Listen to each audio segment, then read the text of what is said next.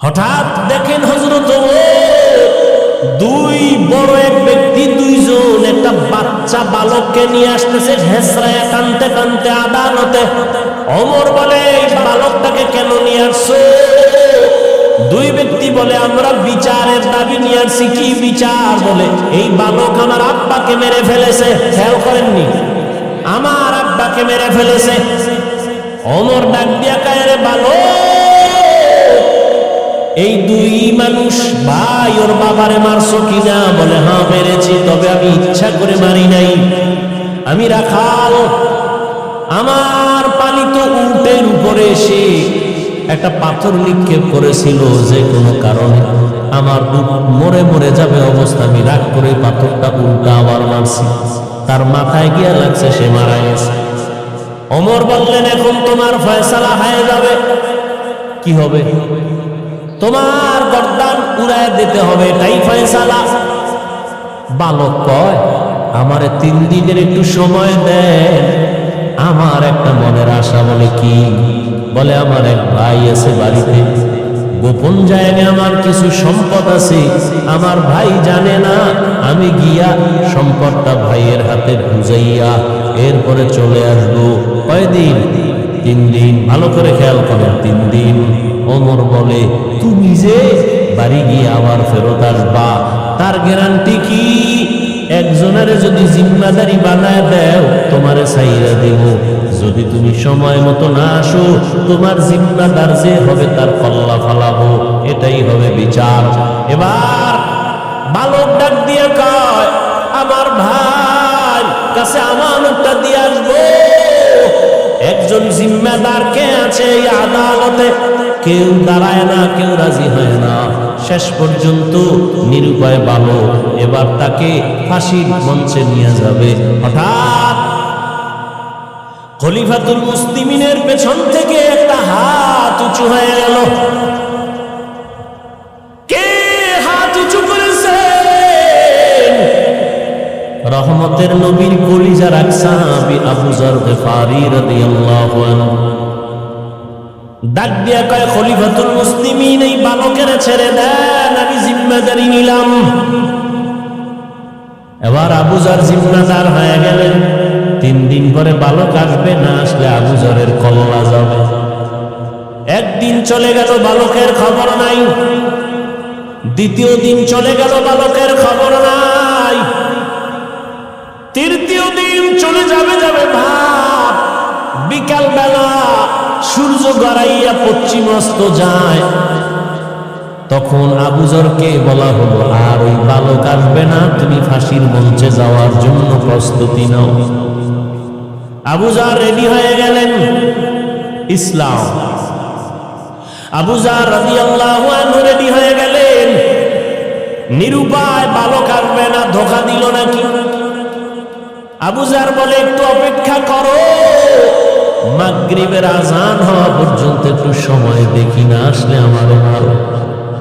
মাগরিবের আজান দেওয়ার আগ মুহূর্তে দেখে বালক দৌড়াইতে আছে। বালক দৌড়াইয়া মঞ্চে হাজির। বালক হাজির যখন হয়ে গেল, ওমর ডাক দিয়া কয়, রে বালক, তুই তো না আসলেও পারতি,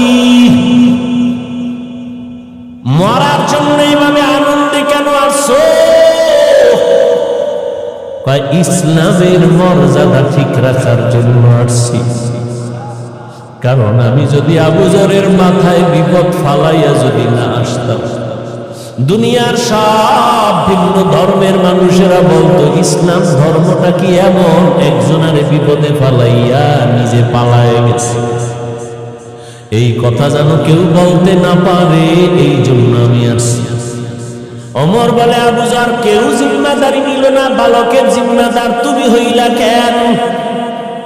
আবু যর ডাক দিয়া কয়, খলিফাতুল মুসলিমিন, দুনিয়াতে পরবর্তী সময়ে যেন কেউ এ কথা বলার সুযোগ না পায় যে মুসলমান বিপদে পড়ছে তার সাহায্য চাইল, কেউ তার সহযোগিতায় আগাই আসলো না। এটা কেমন ধরন? এই কথা যেন বলতে না পায়, এই জন্য আমি সহযোগিতায় দাঁড়ায় গেছি। বিচার চাইছে কারা? ওই দুই ভাই চিল্লায় কয় ফাঁসি লাগবে না, লাগবে না, আমরা দুনো ভাই তারে মাফ করে দিলাম। খলিফাতুল মুসলিমিন বলে মাফ করলা কেন? তখন ওই দুই ভাই ডেকে বলে আমরা মরে যাব, পরবর্তী সময় যেন এই কথা কেউ তোকমা লাগাইতে না পারে ইসলামের উপরে, দ্বীনের উপরে, যে মুহাম্মদের ধর্ম এমন। কেউ মাপ চাইছে কিন্তু মাপ দেওয়া হয় নাই, এমনটা যেন বলতে না পারে। বালক ক্ষমা চাইছে, ওমর নিজে বালকের পক্ষ থেকে ক্ষমা চাইছে, আমরা দিছিলাম না, এখন আমরা ক্ষমা করে দৃষ্টান্ত কায়েম করলাম। আমরা বিচারের বদলে বিচার না, ক্ষমা, এটা মহৎ লক্ষ্য। ইসলাম কি শিখায় আর আমরা কি শিখি? আমারে যদি কেউ কয় 12টা বাজাবো, আমি বলি রেডি থাক, আমি 13টা বাজাবো। এই তো আমাদের মুসলমানিত্ব রে বাবা। অন্যের সাথে কেমন আচরণ করব এটা তো দূরের কথা, নিজেদের সাথে সাত পেজির লড়াই। এজন্য আমি শুরুতেই রাসূলের হাদিস বলেছি, আল্লাহর ভয়, নিজের ছোট মনে করো। আল্লাহ কোরআনে বলেন যালিকাল কিতাবু লা রাইবা ফীহি, এটা এমন একটা কিতাব যার মধ্যে ভুল নাই, আর জান্নাতের পথ তাদেরকে দেখাবে যারা আল্লাহরে ভয় করে। আল্লাহর ভয় এত দামি একটা ভয়, হযরত দিনের বেলা আদালতে বিচার আচার করেন, রাতের বেলা ঘুমায় না, তাহাজ্জুদের টাইমে বের হয়ে গেছে এলাকায় ঘুরে আমার প্রজাদের কি হালাত। হঠাৎ করে জঙ্গলের পাশে দেখে একটা ছোট ঘরের মধ্যে কথার আওয়াজ।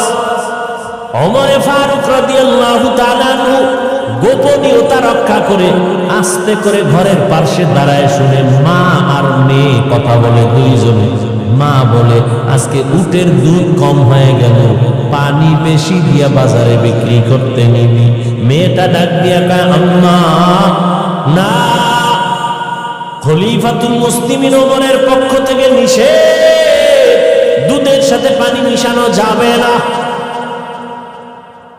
মায়ে কয় খলিফাতুল মুসলিমিন কি আসেনি, সে কি দেখবেন নি, সে তো এখন ঘুমায়। মেয়েটা ডাক দিয়া কয় রে মা, খলিফাতুল মুসলিমিন যদিও দেখবে না, আল্লাহ তো দেখবেন, ফাঁকি দেওয়া যাবে না। ওমর ফারুক রাদিয়াল্লাহু তাআলা কথা শুইনা গোপনে চলে গেছে, কান্না করতে করতে চলে গেলেন। পরের দিন আদালতে ওই মেয়ে মাকে ডাকলো। ওমর ফারুক ডাকিয়া কয় এই মা,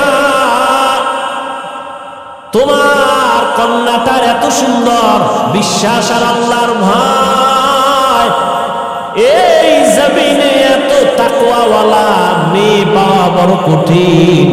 মা তুমি যদি রাজি হও, আমি ওমরের ছেলের জন্য তোমার মেয়েটাকে বিবাহের বন্ধনে নিব। قال النبي صلى الله عليه وآله وسلم من تواضع لله رفعه الله। পয়গম্বর বলেন যেই বান্দা, যেই বান্দি বা যে উম্মত নিজেকে আল্লাহর মহব্বতে ছোট মনে করে, বিনয়ী হয়ে চলে, আল্লাহ তার মর্যাদা অনেক উঁচু করে দেন।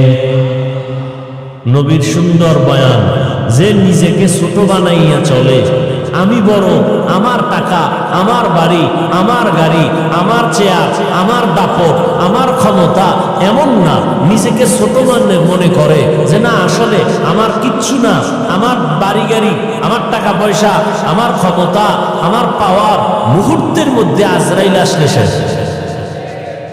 আজরাইল আসলে মরণ থেকে যতই পালাও, মরণ তোমায় নিবে ঘিরি।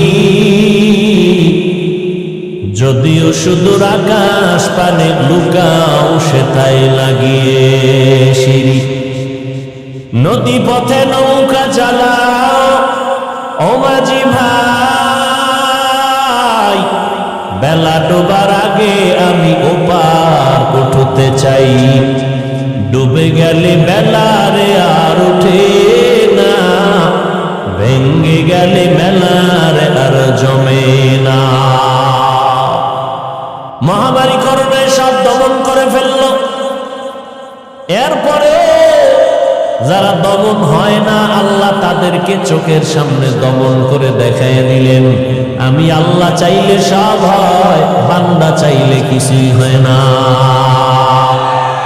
তাদের কুদরত দারি বার কামাল, আন্তা রব্বি আন্তা হাসবি জুল জালাল, তুহি কাদের জলিলুল্লাহ জাহাদার, বহর হালে তুহি মেরা নেগাহদার। আল্লাহ আমাদের বুঝার তৌফিক দান করেন। মানুষের বুঝের মধ্যে ঝামেলা, বুঝের মধ্যে কি? মানুষ যেটাকে বুঝছে ওইটাই তার আসল। আমি ওটা বুঝি না, ওটা আসল মানতে পারি না।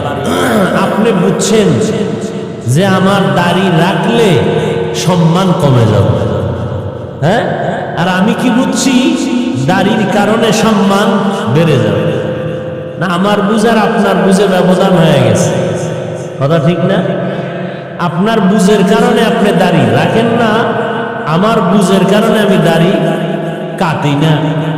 আমার বুঝের কারণে আমি টুপি ফালাই না, আপনার বুঝের কারণে আপনি টুপি পরেন না।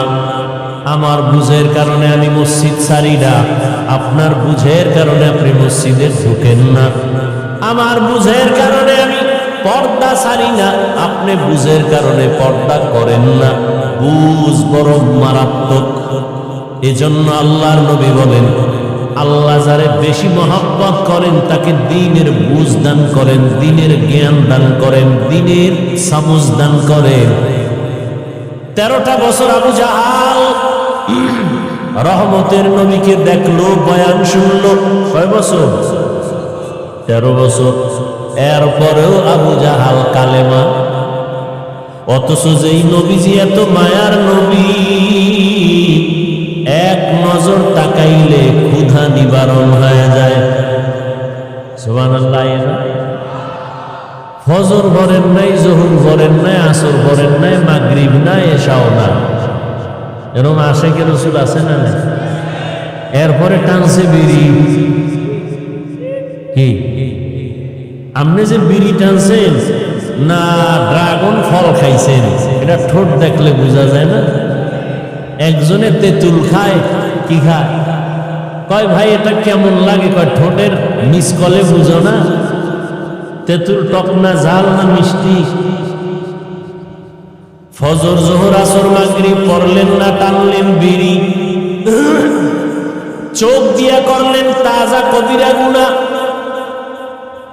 আপনার জবানে সুবহানাল্লাহ আসতে একটু সময় লাগবে। একটু কি লাগবে? সময় লাগবে। ভাইরা আমার, আল্লাহ সবাইকে সহি বুঝ দান করেন। আবু জাহিল্লা 13 বছর নবীর দেখাও কালেমা। নবীজির হাত মুবারকের মধ্যে পাথর নিয়ে কয়, আরে আবু জাহাল হাতের ভেতরে পাথর নিয়ে কয়, ভাতিজা যদি বলতে পারো আমার মুষ্টিতে কি আছে? পারলে কি হবে? কয় এখন তোমারে নবী মানবো, কালেমা পড়ো। নবী বলেন আমি বলতে জানি না।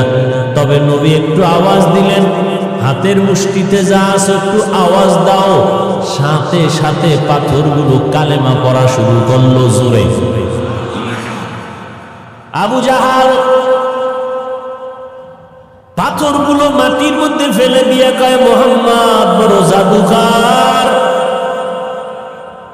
এর নাম কপাল। সান কপাল না পোড়া কপাল? এর নাম পোড়া কপাল। 13 বছর নবীরে দেখলো, বয়ান শুনলো, তারপরও কালেমা কপালে আসলো না।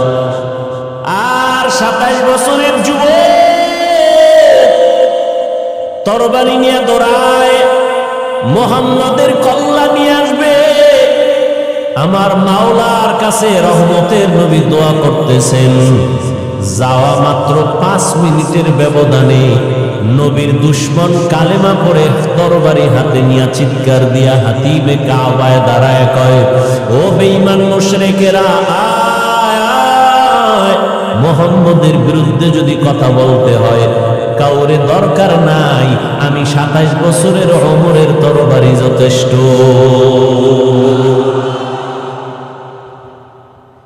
ভাইরা আমার, এর নাম কপাল। 13টা বছর নবী দেখলো, বয়ান শুনলো, কালেমা কপালে আসলো না। আর তরবারি নিয়া রহমতের নবীর কল্লা কাটতে গিয়া মুসলমান হয়ে গেল। ওমরের নামটা শুনলে এখন শয়তান পর্যন্তই রাস্তায় চলে না। এটা বুঝেন কেমন বেটা, কেমন মানুষ যে শয়তান ভয় পায়। যেই শয়তান আল্লাহর সামনেও গাদ্দারি করতে দ্বিধা করে নাই, সেই শয়তান ওমরের ভয় পায়। একটা যুবক মদের বোতল হাতে নিয়ে রাস্তা দিয়া চলছে, অপর দিক থেকে ওমর আসতেছে। ওমরের দেখা যুবকের ভয়, মদের বোতল যদি ওমর দেখে আমার কল্লা ফালায় দিবে। এখন পিছনেও যেতে পারে না, শরীর কাঁপে, ভয়। সামনে যাবে, আগাচ্ছে, ওমর আসতেছে। চোখের পানি ছাড়ে না, অন্তর দিয়া ডাকছে, হে মালিক, ওমরের হাত থেকে তুমি আমাকে নিরাপদ করে দাও। কাছাকাছি এসে ওমর বোতলটা একটু গোপন করলো। ওমর বলে, কি গোপন করছো দেখা। মদের বোতলটা যখন খুলছে, ওমর তাকায় দেখে মদের একটা ফোঁটাও বোতলে নাই, পুরা বোতলটাই দুধের দ্বারা ভরা। কুদরত কার? বিশ্বাস করেননি? পৃথিবীতে মানুষের বিবেক দ্বারা যেটা অসম্ভব, এটা আমার কুদরতের আল্লাহ দ্বারা সম্ভব। মরা গাছে কথা বলতে পারে, আল্লাহ যদি কুদরতি ক্ষমতা দেন, পারে না? পারে না। দুধের বাচ্চা কথা বলতে পারে, আল্লাহ যদি ক্ষমতা দেন। এটাই আল্লাহর কুদরত। আল্লাহ পাক রব্বুল আলামিন যদি সম্ভব অসম্ভবকে সম্ভব করতে পারেন, এটা মুমিনের ঈমানের দাবি। যে আল্লাহ অসম্ভবকে সম্ভব করতে পারেন না বা ক্ষমতা রাখেন না, এমন দুর্বল আল্লাহকে আমরা মানি না। আমরা তো শক্তিশালী আল্লাহকে মানি, যে আল্লাহ ফেরাউনের মতো বীর যোদ্ধাকে পানির মধ্যে চুবানি দিয়ে ধ্বংস করে দিলেন, যে আল্লাহ নমরুদের একটা অসুস্থ বসা দিয়া ইতি টেনে দিলেন, ওই আল্লাহ আছে না নাই? ওই আল্লাহ আছে, আমরাও আছি, কিন্তু আল্লাহর সাথে সে যোগাযোগ নাই। জিন্দেগি মে বন্দেগি তু কর নাহি, জিন্দেগি মে বন্দেগি তু কর নাহি, जिंदगी पे बंदगी शर्मिंदा है, जिंदगी पे बंदगी शर्मिंदा है। दुनिया में हो दुनिया का तालबगार ना हो, बाजार से खरीदार ना हो, ये दुनिया एक मिसल कागज फूल है, ये दुनिया का एक मिसल कागज फूल है, जिंदगी में बंदगी तू कर नहीं, जिंदगी में बंदगी तू कर नहीं, जिंदगी पे बंदगी शर्मिंदा है, जिंदगी पे बंदगी शर्मिंदा है। अल्लाह ताला बोलेन अलिफ लाम मीम जालिकाल किताबु ला राइबा फीहि হুদাল লিল মুত্তাকিন। নবীজি বলেন নিজেরে ছোট মনে করো না বড়? ছোট মনে করো। আমার বাড়ি, আমার গাড়ি, আমার টাকা, আমার পয়সা, আমার আমার আমার আমার যা বলি আসলে কিছুই আমার না, এমন কি আমিও আমার না। আমিও আমি আমার না। আমার বাড়ি, আমার ঘর, আমার টাকা, আমার পয়সা কিছু আমার না। আমার ঘড়ি কয় না আজরাইল যখন আসবে ঘড়ির মালিক আর একজন হয়ে যাবে। আজরাইল আইসা যখন জীবনটা নিয়ে যাবে আমার কবরের জায়গাও তো আর আমার হবে না। আল্লাহ বলেন আলিফ লাম মিম, এই যে অক্ষরগুলো এগুলোর অর্থ যা আছে ভেদ রহস্য একমাত্র আল্লাহ জানেন, আর কেউ জানে না। এই বান্দা তুই অহংকারী করো, তুই অনেক কিছু পারো, অনেক কিছু জানো, তোর অনেক আছে। আমার মতো বড় স্কলার কেউ নাই, আমার মতো বড় প্রিন্সিপাল কেউ নাই, আমার মতো বড় বক্তা কেউ নাই, আমার মতো কণ্ঠওয়ালা কেউ নাই, আমার মতো দার্শনিক, বৈজ্ঞানিক, কলামিস্ট, সাংবাদিক আর ইঞ্জিনিয়ার কেউ নাই। আল্লাহ কয় দেখ আলিফ লাম মিম অক্ষরগুলো একটা বাচ্চাও পারে না, কিন্তু বাচ্চা থেকে শুরু করে দুনিয়ার বড় বড় বড় বড় বড় বড় জ্ঞানীরাও বলে ওয়াল্লাহু আ'লামু বিমুরাদিহি বিযালিক। আমি কোরআনের তাফসীর করলাম, বালাগাত বুঝলাম, ফাসাহাত বুঝলাম, ইলমে নাহু বুঝলাম, সরফ বুঝলাম, গ্রামার বুঝলাম, আরবি বুঝলাম, তাফসীর ব্যাখ্যা ফিকহ বুঝলাম, সব বুঝলাম, কিন্তু এই যে অক্ষর আলিফ বা তা সা, আলিফ লাম মিম, আলিফ লাম র, এই যে বাচ্চাগুলো এই অক্ষরগুলো জানে, আমি এত বড় একজন বড় মুফতি, মুহাদ্দিস, মুফাসসির হইয়াও আলিফ লাম মিমের অর্থ জানি না।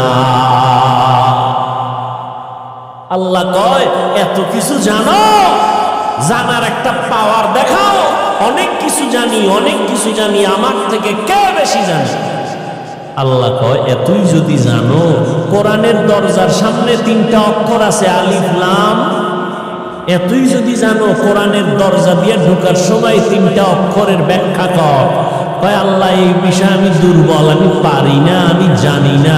কয় জানি না খালি ঠোঁট নাড়ায় বললে হবে না, নিজের দিলের মধ্যে ঢুকা, আসলেই তুই জানো না, তুই দুর্বল।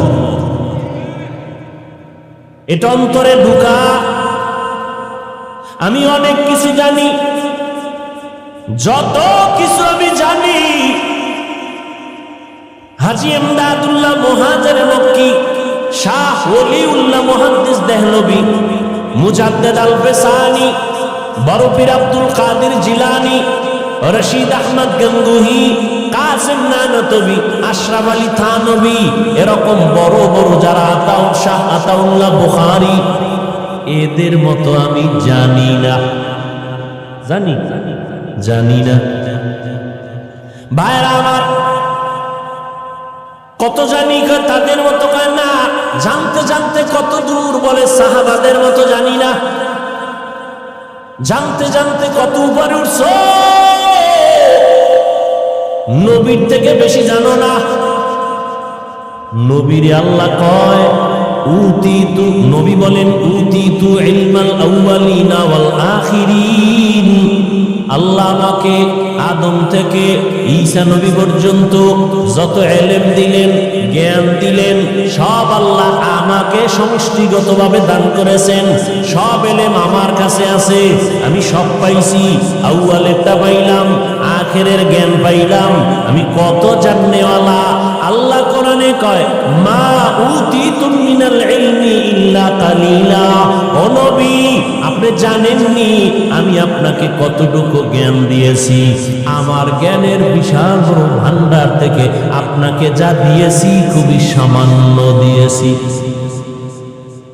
নবী কয় আউয়াল আখেরের সব পেয়েছি।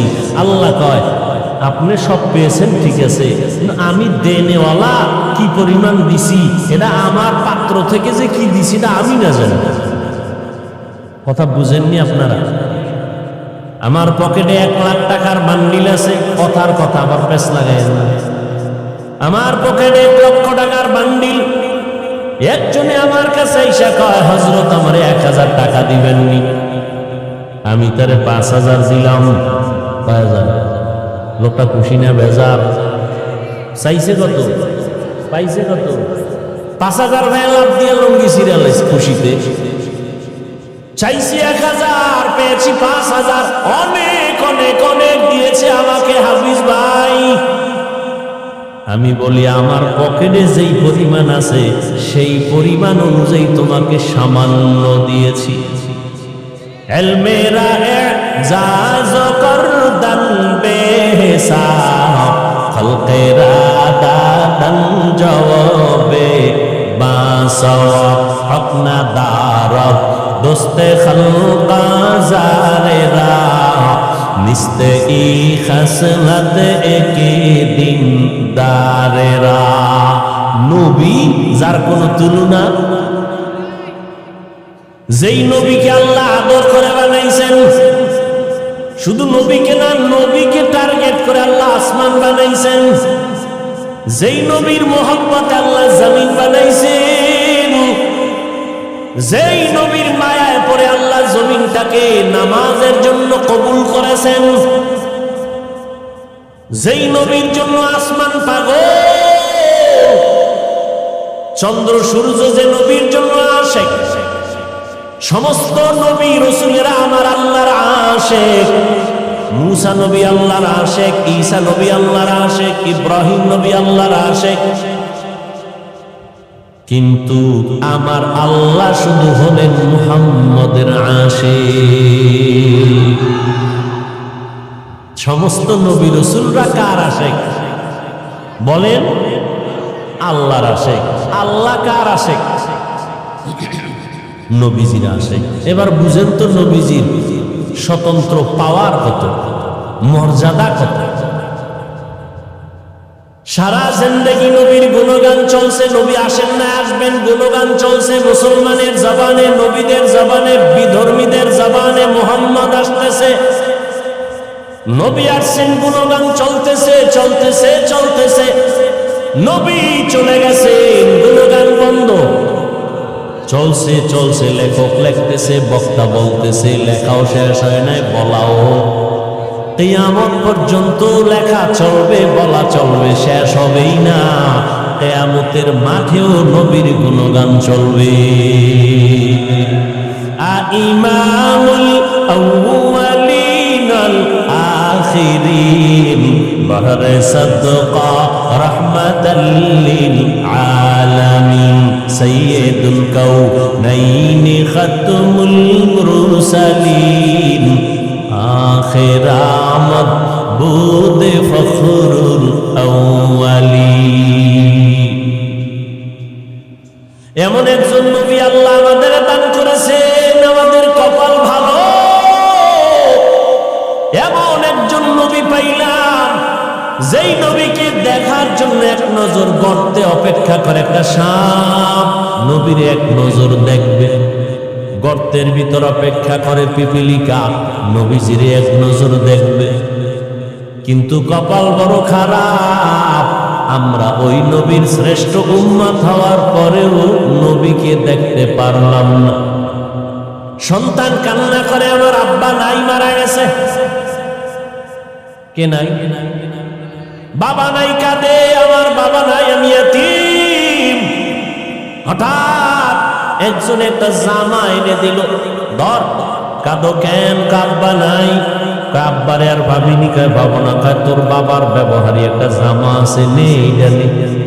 সন্তান জামাটা পাইয়া বুকে লাগায়, লাগায়নি, চুমা খায়। এটা আমার আব্বার জামা, এটা আমার বাবার মহব্বতের পরনের ব্যবহারিত একটা জামা। আমি আব্বারে না পাইলেও একটু হালকা হলো সান্ত্বনা নেই আমার আব্বার পরনের জামা দিয়ে। বুঝেননি বাবা কথা? ও আল্লাহর বান্দারা, এমন মায়ার নবী, যে নবীর জন্য আসমান জমিন গ্রহ নক্ষত্র সব আশিক, কিন্তু এদের এত মূল্য নাই। আমি বান্দার যে মূল্য, কিয়ামতের দিন রহমতের নবী বলেন, আমার সাথে আমার উম্মত জান্নাতে যাবে। আমার উম্মতেরা জান্নাতে না ঢুকলে অন্য কোন উম্মত ঢুকার কোনো অনুমতি নাই। আল্লাহ পাক আমাকে সেই নবীর উম্মত বানাইছেন। নবীরে যদিও দেখি না, নবীরে পাইলাম না, নবীরে পাইলে না জানি কলিজা ফেটে মরে যাইতাম খুশিতে। কেমন মায়ার নবী আমার! ওই নবীরে যদিও পাই নাই, নবী বলেন, আমারে যারা পাবি না, আমি দুইটা জিনিস রেখে গেলাম, ধর, আঁকড়াইয়া ধর, তোর সম্মান যাবে না, ঈমান যাবে না। কয় জিনিস? দুইটা জিনিস আমি রেখে গেলাম। একটা হলো কোরআন শরীফ, আর একটা হলো আমি নবীর আদর্শের সুন্নাত। আমি নবী যদিও নাই, আমি টুপিটারে বেশি মহব্বত করি। আমার মহব্বতের টুপিটা মাথায় লাগাইস। মেসওয়াকরে আমি বেশি ভালোবাসি, তোরা নামাজ পড়বি, মেসওয়াক করিস। আমি মোহাম্মদ পাগড়িটারে বড় মহব্বত করি, তোরা আমার মহব্বত যারা করো পাগড়িটারে আমল কর। বান্দা, আমি দান সৎকা ভালোবাসা দেই, তোরাও দান সৎকা করবি। আমি এতিমের মাথায় হাত বুলায় ভালোবাসা দিয়েছি, তোমরাও গরিবের মহব্বত করিও, তোমরাও দুর্বল মানুষের উপরে মায়া করিও, দয়া করিও। খবরদার কারো উপরে জুলুম করবা না। আমি মুহাম্মদ যা তোমাদের কাছে রেখে গেলাম ধরিয়া রাখিও। আমি কিয়ামতের দিন তোমার এই মায়ার কারণে তোমার জন্য সুপারিশ করে জান্নাতের ফয়সালা করব। সহজ কথা বুঝি, কিন্তু সময়ের কালে মানে না। সময়ের কালে মানি না রে বাবা। আল্লাহ বলেন, আলিফ লাম মিম, এই অক্ষরগুলোর তর্জমা ব্যাখ্যা দুনিয়ার কোন মুফাসসিরিনে কেরাম জানেন না। অতএব এখান থেকে তোমাকে দুর্বল বানায় দিলাম। নিজেরে ছোট মনে করো, বড় মনে করা যাবে না। বড় যে মনে করে তার পতন মরার আগেই শুরু হয়ে যায়। বড় বড় বড় দাবি করার একমাত্র যিনি উপযুক্ত তিনি আমার আল্লাহ। আল্লাহু আকবার থেকে বড়কে, যার বড়র উপরে আরো বড় আছে, সে কি আর বড়? হ্যাঁ, আপনি টাকায় বড়, কিন্তু আপনার থেকে টাকাওয়ালা আরো নাই, তাহলে আপনি কিসের বড়? আপনি ক্ষমতার পাওয়ার দেখায় বলবেন আমি বড়, আপনার থেকে আরো পাওয়ারওয়ালা আছে, অতএব আপনি বড় না। আমার মাওলার থেকে পাওয়ারওয়ালা কেউ নাই, আমার আল্লাহ বড়। আমার আল্লাহর থেকে ধনী কেউ নাই, আমার আল্লাহ বড়। ইয়া আইয়ুহান নাস আনতুমুল ফুকারাউ ইলাল্লাহ ওয়াল্লাহু হুয়াল গানিয়্যুল হামিদ।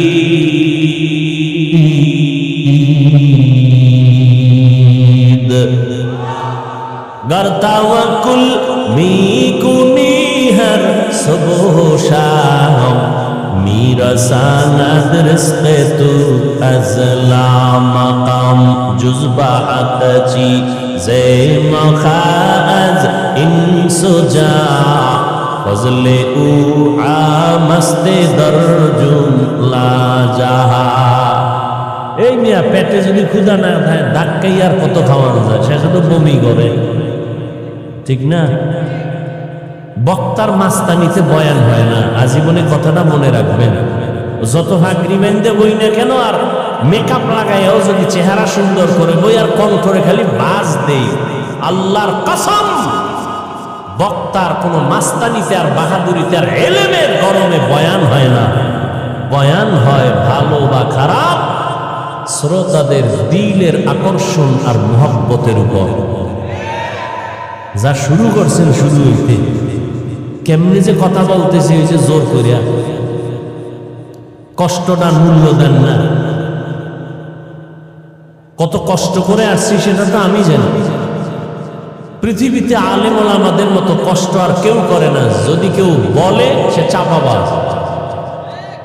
ওলামায়ে কেরামের থেকে বেশি কষ্ট দুনিয়াতে আর কেউ, সত্য কথাটা মানেন, স্বীকার করেন। আমি এত ভালো লই না যে আউলে জৌলে বলবো, খুব চিন্তা ভাবনা করে বলতেছি, খুব চিন্তা, এত পাগল ছাগল মনে করেন না। পৃথিবীতে ওলামায়ে কেরামদের থেকে কষ্টের কাজ আর কেউ বেশি। কিসের রডের ফ্যাক্টরি আর সিমেন্ট ফ্যাক্টরি, কিসের মাটি কাটা। ওলামায়ে কেরাম যা কষ্ট করে উন্নতের জন্য, শান্তির আশায়, নিঃস্বার্থভাবে, কোনো স্বার্থ নাই, এর অবদান কেউ দিতে পারবে না। ওলামায়ে কেরাম এই জাতিকে, এই দেশকে যা দিয়েছে পৃথিবীর কোন নেতা, কোন নেতৃত্ব দিতে পারে নাই, পারবেও না।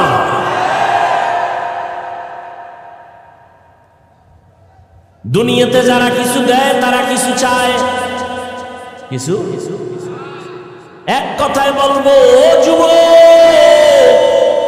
কথাটা লিখে রাখবি, পারলে রাস্তার মোড়ে টানায় দিবি পেস্টুন বানাইয়া। 200-300 টাকাও যদি খরচ যায়, লিখে লিখে টানায় দিবি।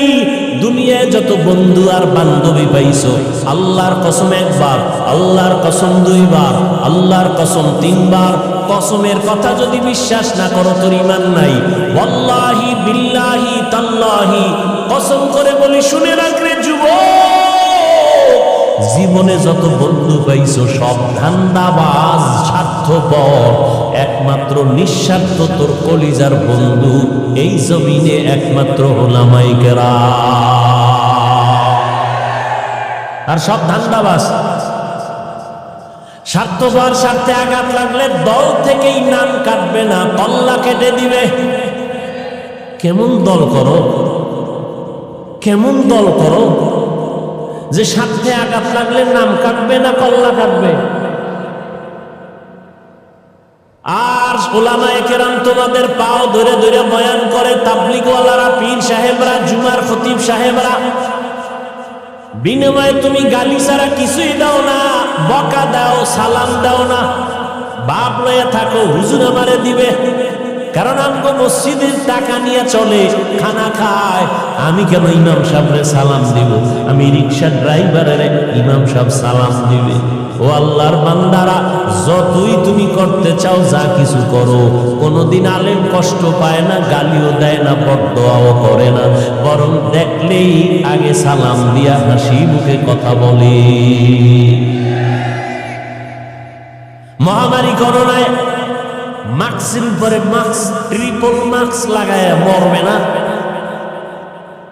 2টা শিক্ষিত কুলাঙ্গার সন্তান, শিক্ষিত কুলাঙ্গার, করোনায় বাবায় আক্রান্ত হয়ে মরে গেল। টাকা দিয়ে এলাকার গরিব ছেলেদের কয় বাবার লাশটা রাস্তায় ফেলে আস। রাস্তায় ফেলে আসলো, জানালা দরওয়াজা লক করে দিল। সন্তান একটা নজর তাকাইয়াও দেখলো না বাবার লাশটা কুত্তায় খাইলো নাকি জানাজা হলো। ও জাতি, ইতিহাস ভুলিও না রে বাবা। এই সোনার বাংলায় শত শত করোনার লাশ আমার টুপিওয়ালা আলেম ওলামারা কাঁধের মধ্যে নিলেন, গোসল করাইলেন, কাফন পরাইলেন, জানাজা পরাইলেন, কবরে দাফন করছেন। শত শত লাশ করোনার হুজুরেরা কবরে রাখলেন, গোসল করাইলেন। ইতিহাস বলিস না রে যুবক, একজন হুজুরেও করোনায় মরে না। মরছে। করোনায় কত ব্যবসায়ীর ব্যবসা নাই, করোনার কারণে কত চাকরিজীবীর চাকরি নাই, স্কুল বন্ধ, কলেজ বন্ধ, ভার্সিটি বন্ধ, চাকরি বন্ধ, ট্রেন বন্ধ, গাড়ি বন্ধ, ফ্যাক্টরি বন্ধ, সব বন্ধ, একটা মাদ্রাসাও বন্ধ হয় নাই। ওলামায়ে কেরাম, সরকার লক্ষ কোটি কোটি কোটি টাকা ব্যয় করিয়া র্যাব বানাইছে, আর্মি বানাইছে, পুলিশ বিডিআর বানাইছে, না বানায় নাই? এদের হাতে অস্ত্র দিছে, লাঠি দিছে, উল্টা পাল্টা করলে বেত্রাঘাত করো, দুর্নীতি বন্ধ করো, পারে নাই? পারছে? দুর্নীতিতে সোনার বাংলা চ্যাম্পিয়ন হয়ে গেছে। কিন্তু তাকাইয়া দেখছো যুবক,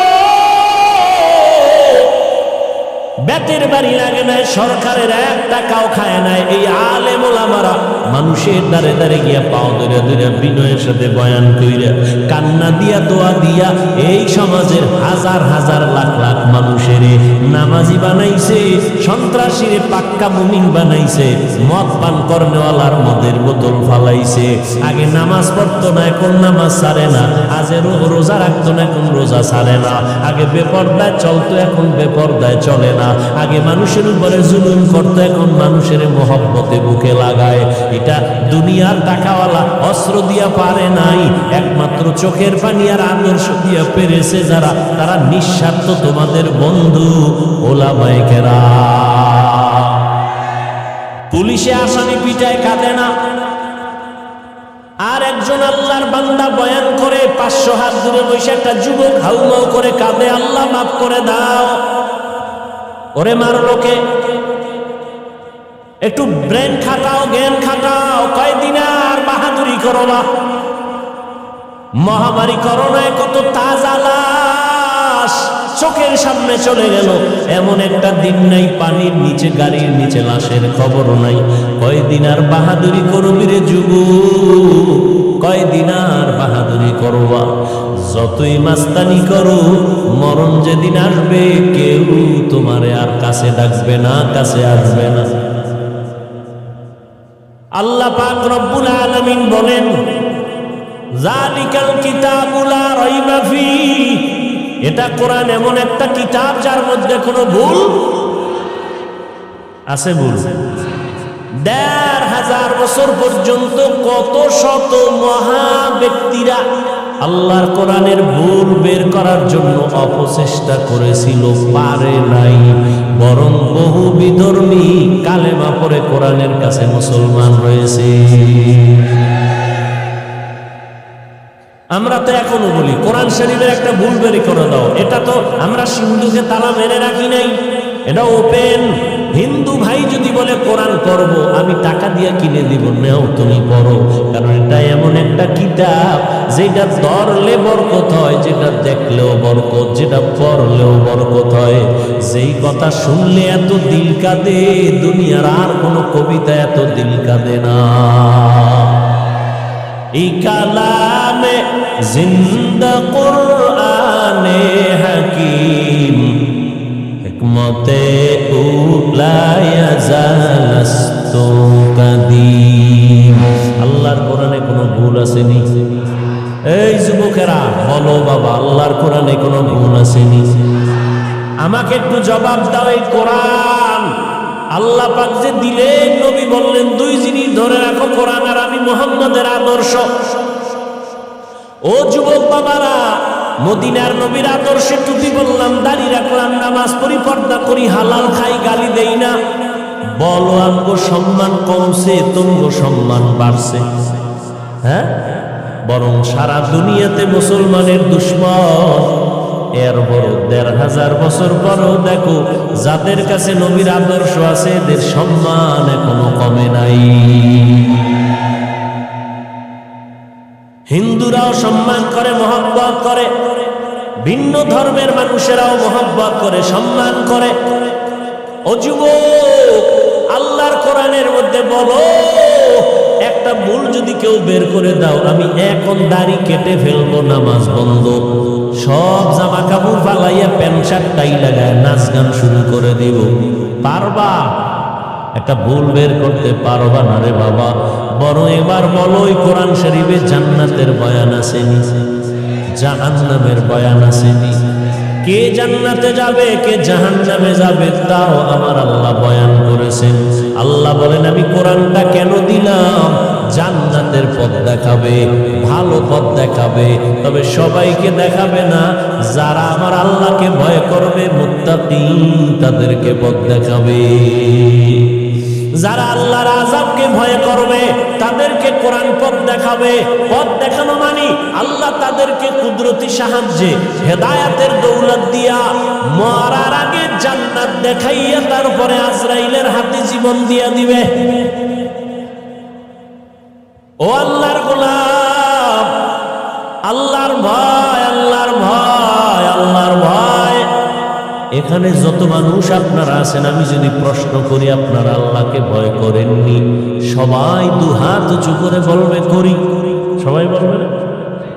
যে নামাজ পড়ে না সেও বলবে আল্লাহকে ভয় করি। যে পর্দা করে না সেও বলবে আল্লাহকে ভয় করি। বলবে না? বলবে না?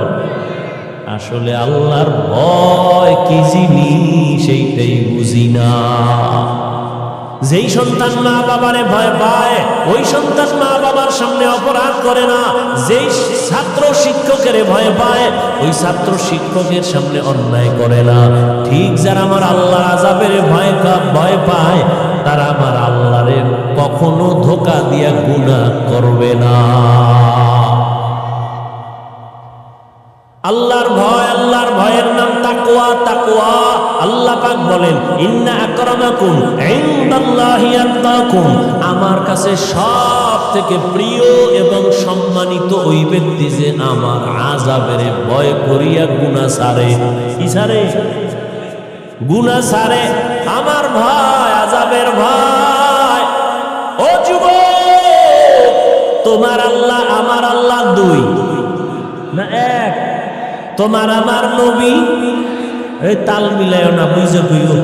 তোমার আমার আল্লাহ, তোমার আমার নবী, তোমার আমার কোরআন, তোমার আমার ধর্ম, তোমার আমার কালেমা, তোমার আমার কাবা, সব এক। দুনিয়াতে আসছি সিস্টেম, নাকি আপনারা লঙ্গি পরে আসছেন? বিদায়বেলা কাফনের সংখ্যা হবে আমার জন্য একটা বেশি, রিক্সা ড্রাইভারের জন্য একটা কাফন কম। সবার বেলায় কয়টা? তিনটা কাফন।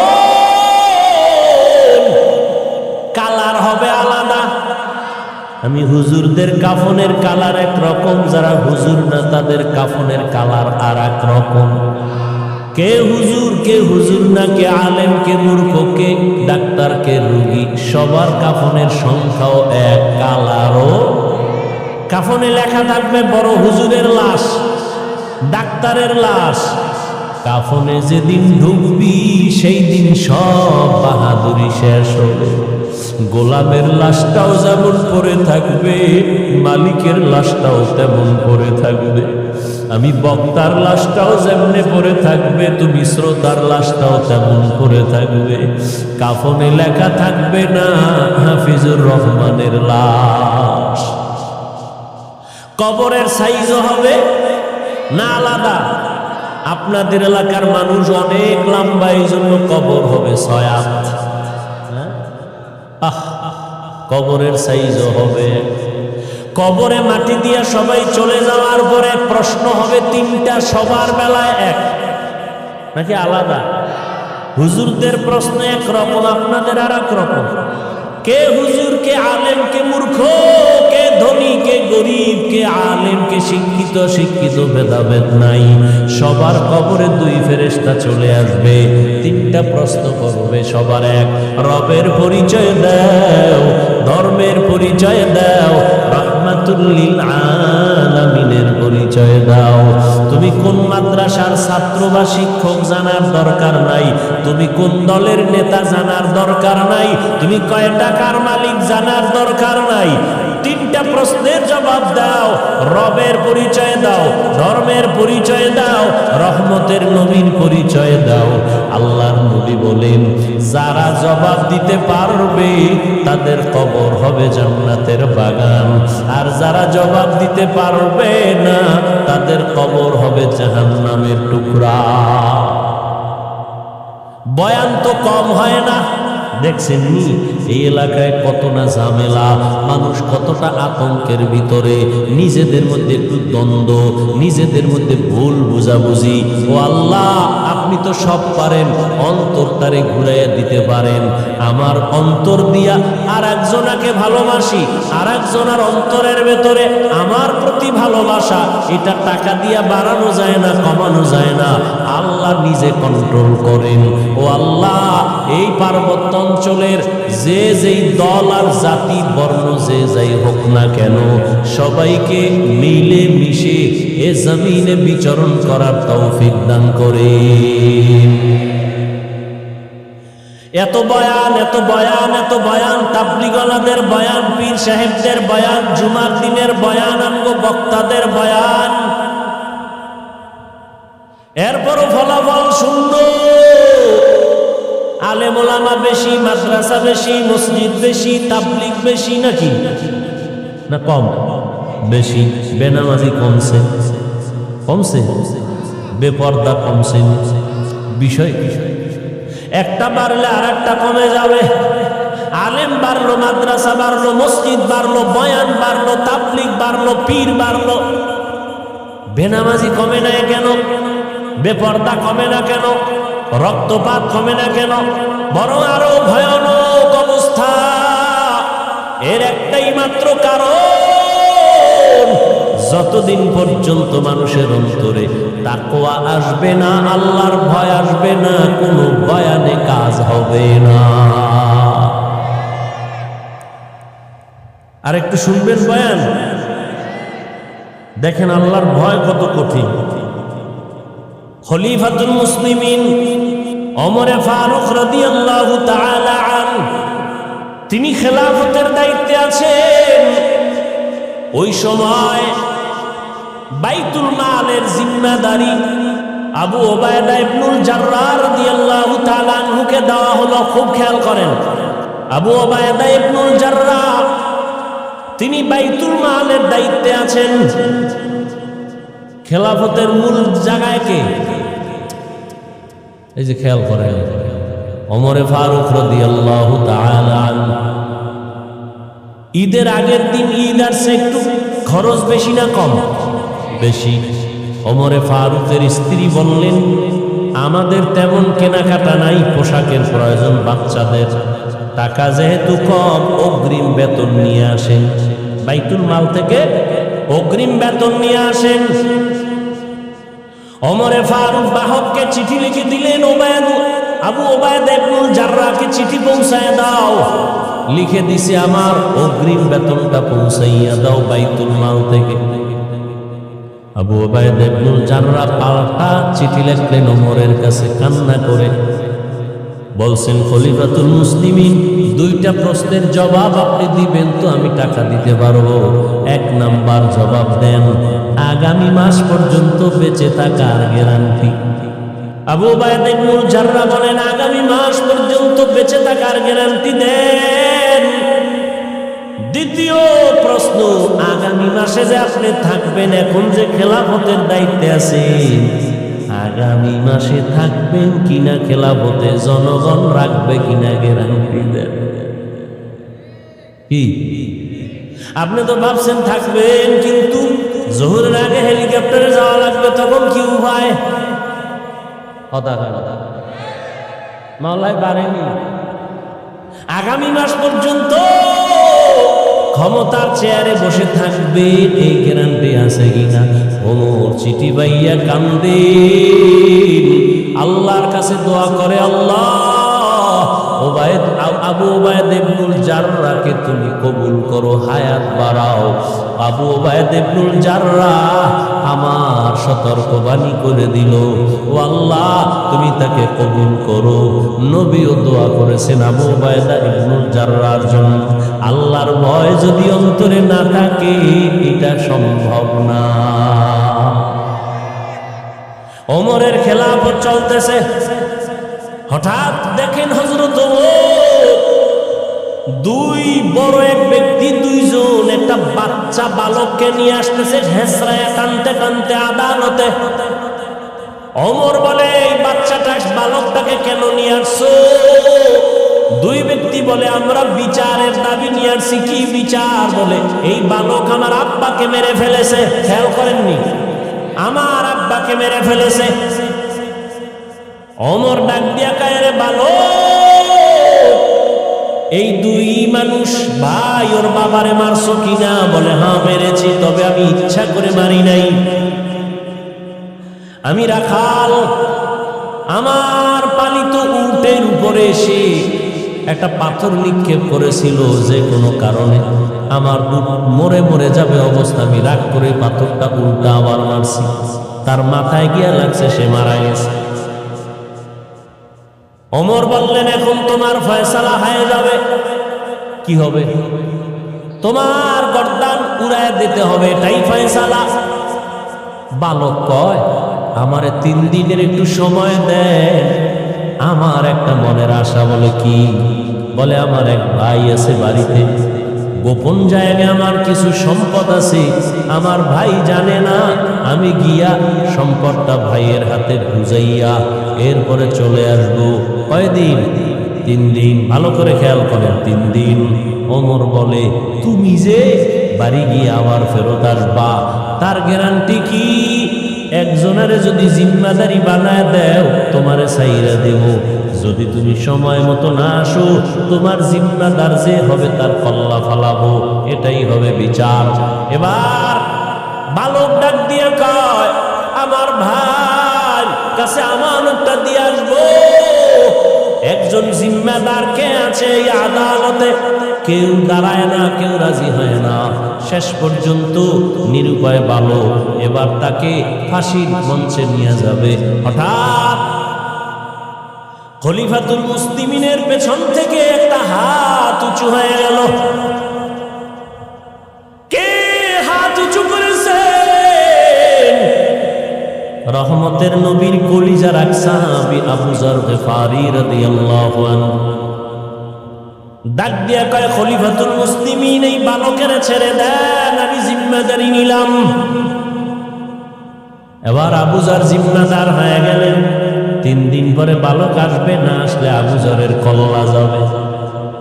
একদিন চলে গেল, বালকের খবর নাই। দ্বিতীয় দিন চলে গেল, বালকের খবর নাই। তৃতীয় দিন চলে যাবে ভাব, বিকাল বেলা সূর্য গড়াইয়া পশ্চিমস্ত যায়।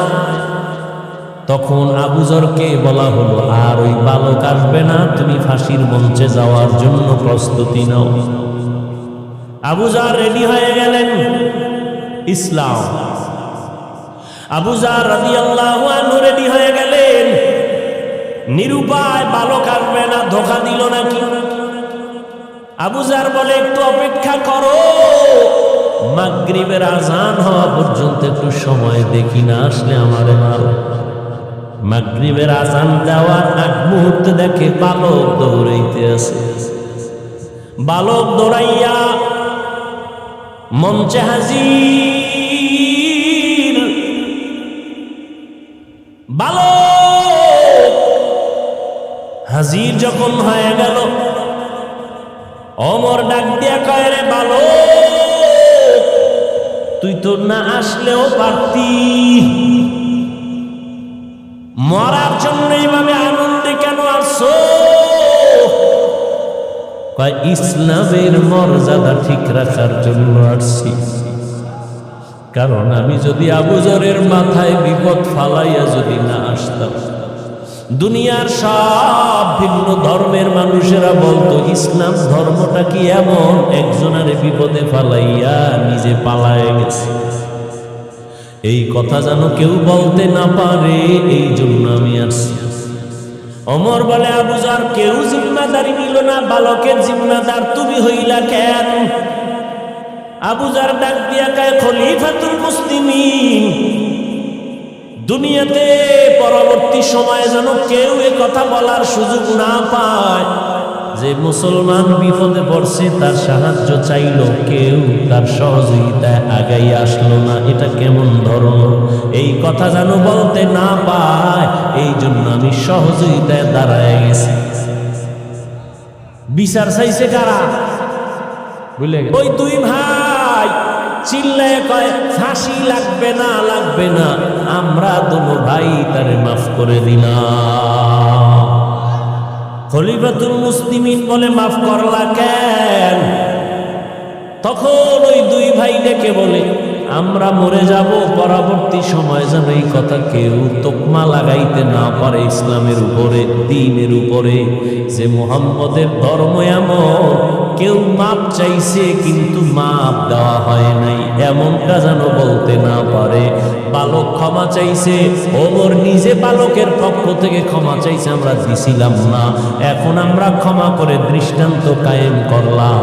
আমরা বিচারের বদলে বিচার না, ক্ষমা, এটা মহৎ লক্ষ্য। ইসলাম কি শিখায় আর আমরা কি শিখি? আমারে যদি কেউ কয় 12টা বাজাবো, আমি বলি রেডি থাক, আমি 13টা বাজাবো। এই তো আমাদের মুসলমানিত্ব রে বাবা। অন্যের সাথে কেমন আচরণ করব এটা তো দূরের কথা, নিজেদের সাথে সাপ বেজির লড়াই। এজন্য আমি শুরুতেই রসুলের হাদিস বলেছি, আল্লাহর ভয়, নিজের ছোট মনে করো। আল্লাহ কোরআনে বলেন যালিকাল কিতাবু লা রাইবা ফীহ, এটা এমন একটা কিতাব যার মধ্যে ভুল নাই, আর জান্নাতের পথ তাদেরকে দেখাবে যারা আল্লাহরে ভয় করে। আল্লাহর ভয় এত দামি একটা ভয়, হযরত দিনের বেলা আদালতে বিচার আচার করেন, রাতের বেলা ঘুমায় না, তাহাজ্জুদের টাইমে বের হয়ে গেছে এলাকায় ঘুরে আমার প্রজাদের কি হালাত। হঠাৎ করে জঙ্গলের পাশে দেখে একটা ছোট ঘরের মধ্যে কথার আওয়াজ।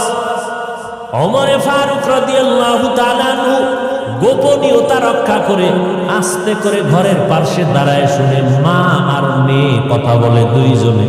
মা বলে আজকে উটের দুধ কম হয়ে গেল, পানি বেশি দিয়া বাজারে বিক্রি করতে নিবি। মেয়েটা ডাক দিয়া কয় আম্মা না, খলিফাতুল মুসলিমিন ওমরের পক্ষ থেকে নিষেধ, দুধের সাথে পানি মিশানো যাবে না। মায় কয় খলিফাতুল মুসলিমিন কি আসেনি, সে কি দেখবেন নি, সে তো এখন ঘুমায়। মেয়েটা ডাক দিয়া কয় রে মা, খলিফাতুল মুসলিমিন যদিও দেখবে না, আল্লাহ তো দেখবেন, ফাঁকি দেওয়া যাবে না। ওমরে ফারুক রাদিয়াল্লাহু তাআলা আনহু কথা শুইনা গোপনে চলে গেছে, কান্না করতে করতে চলে গেলেন। পরের দিন আদালতে ওই মেয়ে মাকে ডাকলো। ওমরে ফারুক ডাকিয়া কয় এই মা, তোমার কন্যাটার এত সুন্দর বিশ্বাস আর আল্লাহর ভয়, এই জমিনে এত তাকওয়াওয়ালা মেয়ে পাওয়া বড় কঠিন। মা তুমি যদি রাজি হও, আমি ওমরের ছেলের জন্য তোমার মেয়েটাকে বিবাহের বন্ধনে নিব।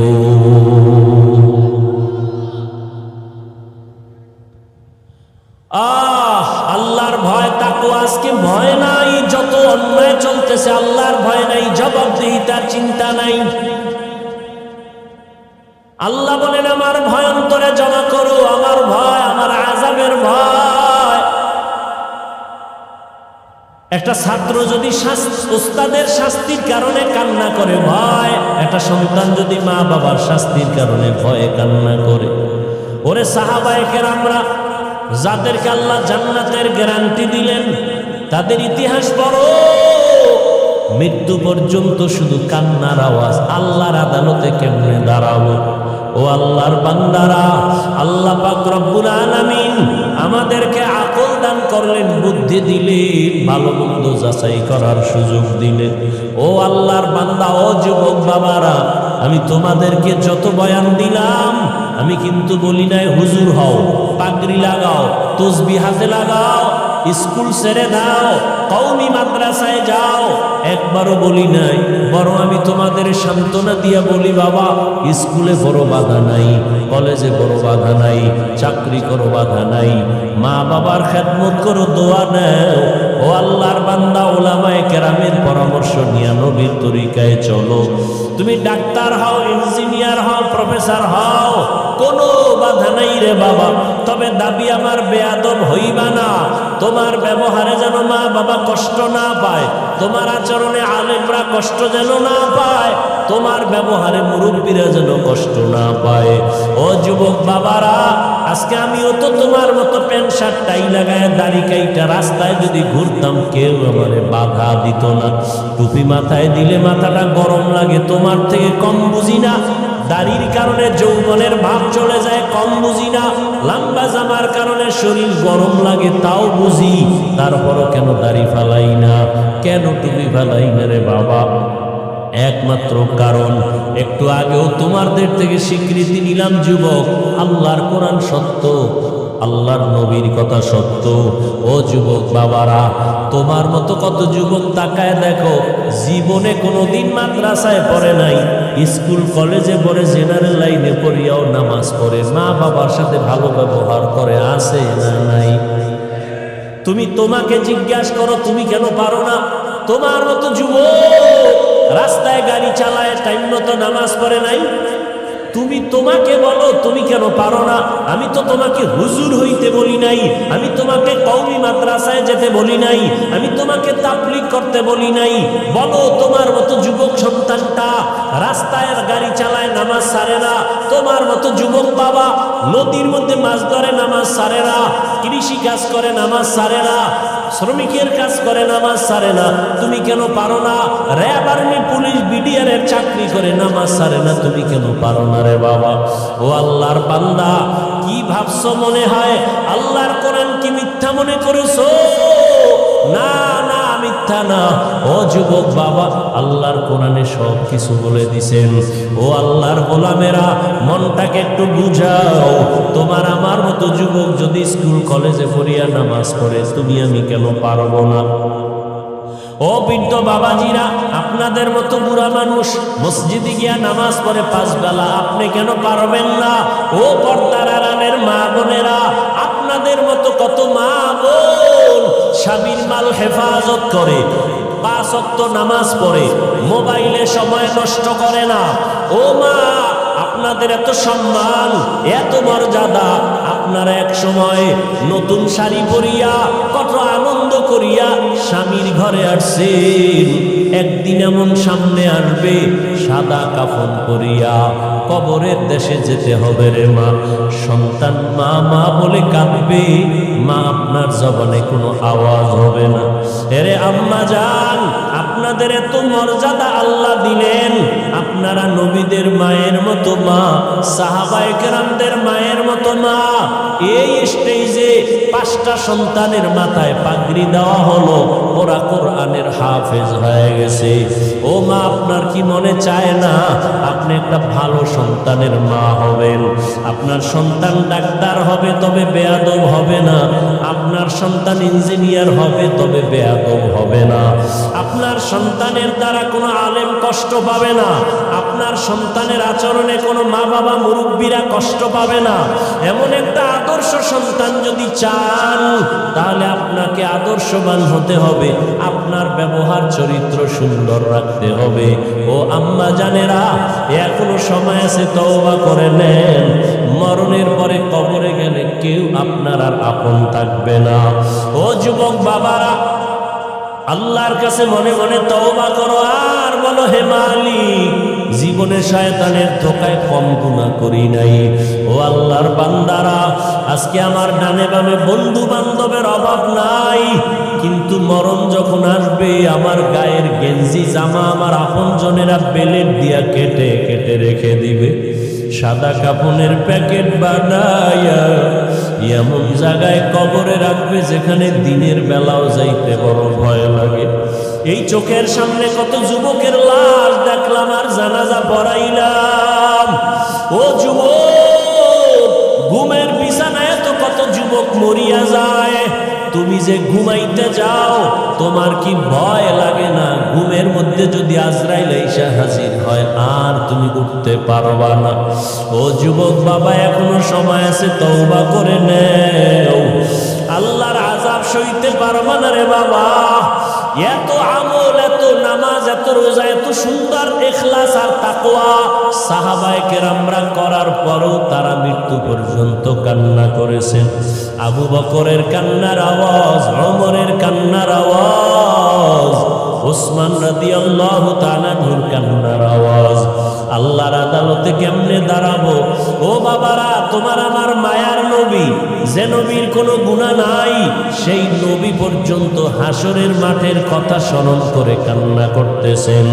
আম্মা জান আয়েশা রাদিয়াল্লাহু আনহা বলেন, নবী আপনি কাঁদেন কেন? কিয়ামতের ভয়ানক অবস্থার জন্য কান্না করি। আমার উম্মতের কি উপায় হবে হাসরের মাঠে? নবীরা পর্যন্ত বেকারার হায়া কাটবেন, উম্মতের কথা ভুলে যাবেন। আমার উম্মতের কি উপায় হবে সেই সময়? আমার উম্মতেরা কোথায় চলে যাবে? আমার উম্মত জাহান্নামে যদি যায়, আমি নবী জান্নাতে যেতে পারবো না। ও নবীর আশিক, নবী যদি কান্না করতে পারেন হাসরের ভয়ঙ্কর অবস্থার কারণে, তোমার আমার কপাল এত খারাপ, গুনার কারণে দিলটা পাথর, এ কারণে চোখে পানি নাই।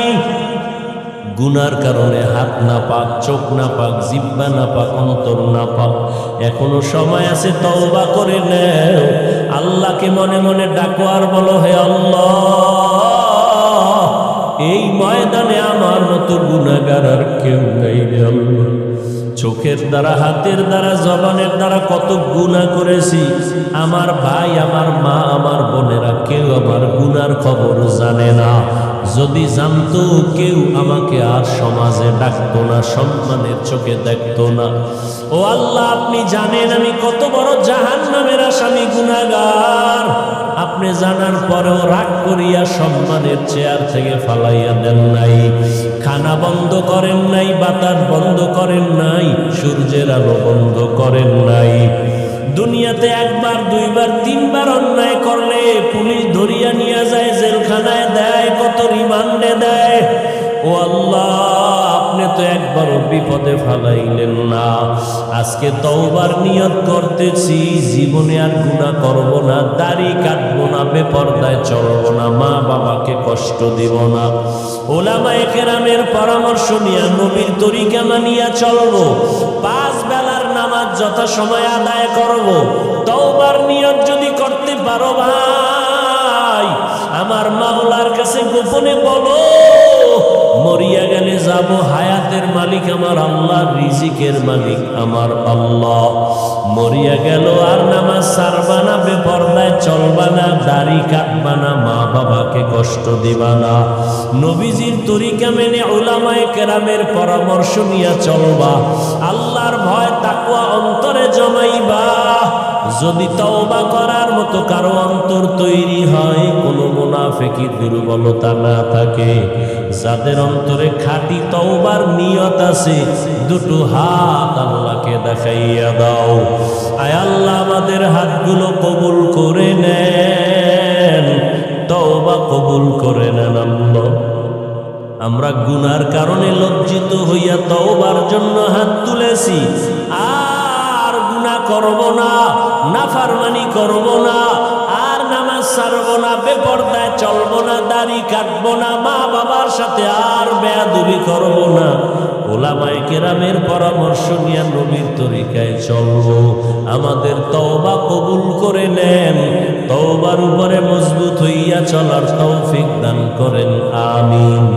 আলহামদুলিল্লাহি রাব্বিল আলামিন, والصلاة والسلام على سيد الأنبياء والمرسلين وعلى آله وأصحابه أجمعين يا أرحم الراحمين يا أرحم الراحمين يا أرحم الراحمين رب ارحمهما كما ربياني صغيرا اللهم